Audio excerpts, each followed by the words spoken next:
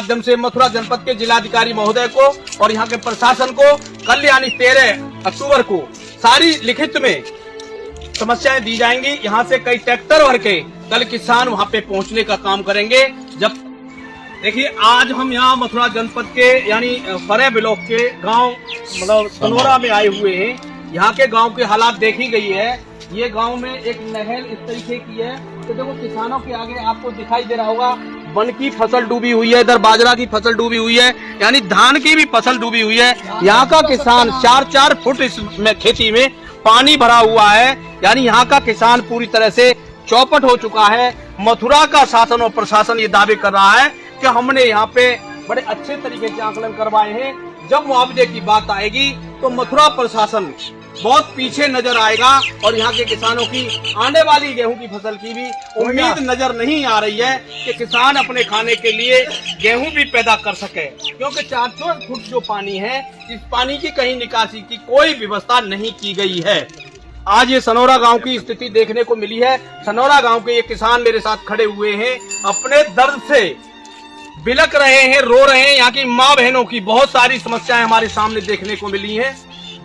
ये सारी बातें हम बहुत जल्दी ज्ञापन के माध्यम से मथुरा जनपद के जिलाधिकारी महोदय को और यहाँ के प्रशासन को कल यानी 13 अक्टूबर को सारी लिखित में समस्याएं दी जाएंगी। यहाँ से कई ट्रैक्टर भर के कल किसान वहाँ पे पहुँचने का काम करेंगे। जब तक इनकी समस्या का समाधान नहीं होगा भारतीय किसान यूनियन के बैनर तले किसान आंदोलन करता रहेगा। बहुत जल्दी यहाँ की समस्या का समाधान किया जाए, क्योंकि यहाँ का किसान बिल्कुल भूखमरी की कगार पर है।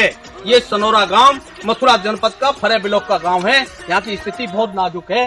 प्रशासन इसका तत्काल संज्ञान ले। संज्ञान नहीं लिया गया तो भारतीय किसान यूनियन किसी जगह कहीं भी बैठ करके किसानों के साथ आंदोलन कर सकती है। आंदोलन हुआ और वहाँ कोई अप्रिय घटना घटती है तो किसान जिम्मेदार नहीं होगा, फिर यहाँ का शासन और प्रशासन जिम्मेदार होगा। गजेंद्र सिंह परिहार, भारतीय किसानों प्रदेश प्रवक्ता, उत्तर प्रदेश। हमारे साथ सनोरा गांव के किसान फतेह चंद मौजूद हैं।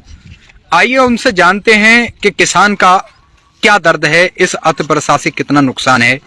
फतेह सिंह जी, सनोरा गांव में कितने किसान ऐसे हैं जिनका वास्तविकता में इस अतिवर्षा से नुकसान हुआ है? पूरे गांव की जमीन साहब वर्षा में क्षतिग्रस्त है और पूरे गांव की जमीन पूरे किसानों का ही नुकसान है। धान पानी में डूब चुके हैं, बाजरे की फसल नष्ट हो चुकी है, वन की फसल भी नष्ट हो चुकी है। जमीन में 4-4 फीट पानी भरा हुआ है, पानी का कोई निकास नहीं है।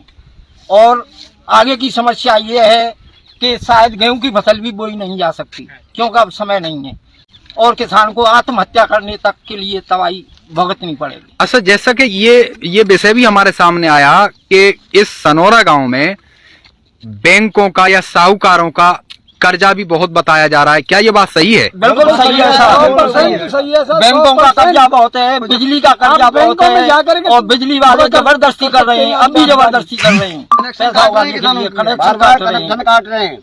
क्या इस स्थिति में अगर अगली फसल भी नहीं बो पाई तो क्या किसान ऐसी स्थिति में है कि किसान बैंकों का या साहूकारों का कर्जा अपना वापस कर सके? नहीं कर पाएगा,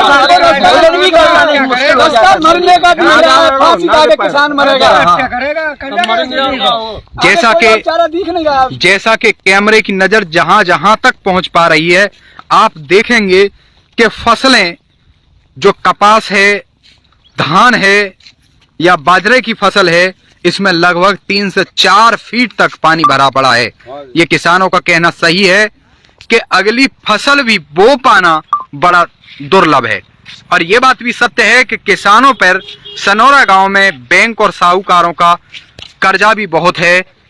फिर क्या संभव पॉसिबिलिटी है जिसके चलते किसान आगे की फसल तो छोड़िए, आगे अपना जीवन यापन कर पाएगा? जहां तक कैमरा की नजर पहुंच रही है, आप देखोगे कि फसलों में पानी 4 फीट तक भरा पड़ा है।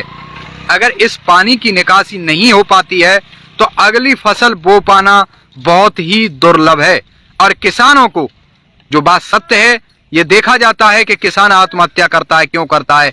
तो इसका प्रमुख कारण आज कैमरे की नजर जहां तक पहुंच रही है, आप देख पाओगे कि किसानों की आत्महत्या का कारण भी यही है कि जब भी प्रलय आती है, शासन और प्रशासन दोनों सो जाते हैं, अपने अपने एसी के रूमों में बैठे रहते हैं और किसान अपनी आत्महत्या करता रहता है।